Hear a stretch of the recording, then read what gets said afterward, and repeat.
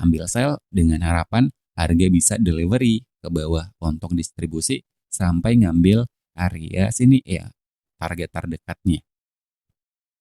Dan untuk hasilnya ini teman-teman, kita dapat 1000 pips kemarin.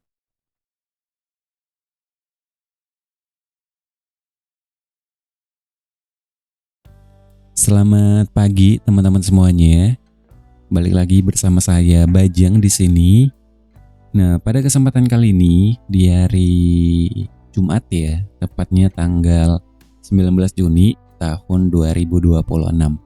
Kali ini kita akan update kembali mengenai perkembangan harga di market XAU-USD. Dan seperti biasa, untuk naratifnya itu kita mulai dari time frame daily. Nah, di sini teman-teman bisa melihat ya, untuk data yang terbentuk di hari Kamis kemarin itu sesuai dengan apa yang kita inginkan, di mana akan ada pembentukan open, high, low, close ya. Dan untuk pergerakan ke atasnya di sini ya kita ngerapin bahwa ini cuma untuk memanipulasi. Dan setelah manipulasinya selesai, harga langsung distribusi ke bawah. Dan untuk data yang terbentuk di hari Kamis ini adalah candle continuation. Jadi nggak menutup kemungkinan untuk harga yang sekarang itu akan diarahkan ke bawah. Dan untuk likuiditas garis besarnya yang akan diambil itu adalah area external liquidity yang ada di sekitaran 4025. Nah, tapi misalkan untuk pergerakan hari Jumatnya itu nggak sampai ke bawah banget di sini ya teman-teman. Jadi ada kemungkinan untuk delivery-nya itu akan terjadi di minggu yang akan datang. Dan sekarang untuk fokus kita itu adalah untuk melihat ya pergerakannya akan ngebentuk satu buah candle bearish daily. Dan di mana nanti akan ada manipulasi ke atas, lalu ada pergerakan distribusi ke bawah, sama seperti data di candle hari Kamis ini teman-teman. Dan sebagai pijakan kita adalah area FVG yang ke break ini atau area inversion. Jadi area inversion ini bisa kita jadikan sebagai pijakan agar harga itu bisa diarahkan ke bawah untuk ngambil area external liquidity-nya. Dan kalau teman-teman ambil swing dari kemarin itu harusnya bisa ya targetin sampai area external liquidity yang ada di sini. Nah, dari daily di sini kita akan coba turunkan ke time frame yang lebih rendah karena kan kita udah tahu ya bahwa harga itu kemungkinan akan delivery ke area bawah sini. Nah, dari daily kita akan coba turunkan ke H4 terlebih dahulu, teman-teman.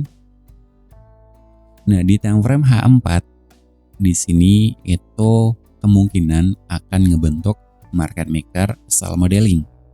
Nah, di sini kan ada pembentukan market maker buy modeling dan harapannya sekarang itu akan ngebentuk market maker sell modeling. Dan sebagai pijakan kita itu bisa area mitigation yang ada di sini ataupun ke area FVG yang terbentuk di area atas. Nah, ini aku perbesar agar teman-teman itu bisa ngelihat zona pantauan kita ya nantinya untuk kita bisa melakukan transaksi. Nah, ini area mitigation ini bisa kita jadikan sebagai pijakan kita untuk melakukan transaksi nantinya. Jadi area sebelah kiri ini support akan menjadi area resisten. Simpelnya kayak gitu teman-teman. Jadi ada pergerakan manipulasi, semoga aja ada ya teman-teman. Dan setelah itu akan ada pergerakan distribusi untuk ngebentuk satu buah badan candle bearish daily. Nah, kita akan coba pakai indikator bantuan yang ICT HTF candles yang padi teman-teman untuk melihat pergerakan dari time frame daily-nya. Nah, jadi ini kan ada pembentukan candle bearish ya. Semoga ya ada pergerakan ke atas dulu. Nggak menutup kemungkinan harga itu diarahkan ke atas lebih dahulu untuk memanipulasi karena naratifnya adalah penurunan. Jadi kita menginginkan ada pergerakan ke atas untuk manipulasi, lalu ada pergerakan distribusi ke bawah. Ada open, high, low close, sama seperti di candle hari Kamis kemarin. Nah, dari H4 di sini kita akan coba turunkan ke H1. Nah, di time frame H1 aku udah tarik ya STDP dari area sini sampai area setelah terbentuknya market structure. Dan di sini kita menemukan zona STDP minus 2, minus 2,5, di mana untuk target sellku kemarin itu sebenarnya sampai sini. Tapi untuk pembentukan candle daily-nya itu nggak sampai area sini ya. Takutnya itu aku nginep untuk posisinya. Jadi ya udah aku close di harga berapa ya kemarin, di harga 4.220, dapat 1.000 pips untuk transaksi penjualan kemarin. Dan sekarang jadi kemungkinan akan ada reaksi di area ini teman-teman. Area STDP entah itu retracement ataupun reversal. Tapi aku ngarepin bahwa setelah nyentuh area STDP ini akan ada pergerakan retracement. Retracement untuk manipulasi di sini. Open, high, ya kan? Lalu distribusi ngebentuk low, lalu close seperti ini. Ini untuk harapannya, untuk pergerakan yang akan mungkin terjadi di hari ini. Dan untuk pijakannya itu adalah area rejection yang ada di sini. Kalau kita bedah di area atas ini kan udah kesentuh ya untuk area EVG-nya, udah nggak press lagi. Dan yang press di sini itu ada EVG di bawah sini, ada EVG sama ada OB ya, ataupun rejection block. Jadi teman-teman bisa fokus untuk ngelihat nanti untuk transaksi penjualan di harga 4.256. Nah, dari H1 kita akan coba turunkan ke time frame yang lebih rendah ke M15. Nah, di M15 kita bisa ambil penjualan, nantinya kita akan pantau di area sini ya. Di area rejection ini kan udah ada penyapuan liquidity, ada pengambilan short term.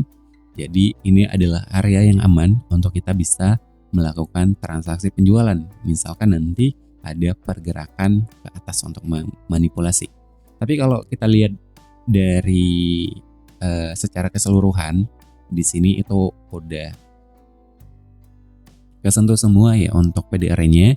Ini kita ambil sell kemarin di area CISD atau area EVG dan targetin 1/10 kemarin ya, 1/10, dan udah dapat 1.000 pips untuk analisa kemarin.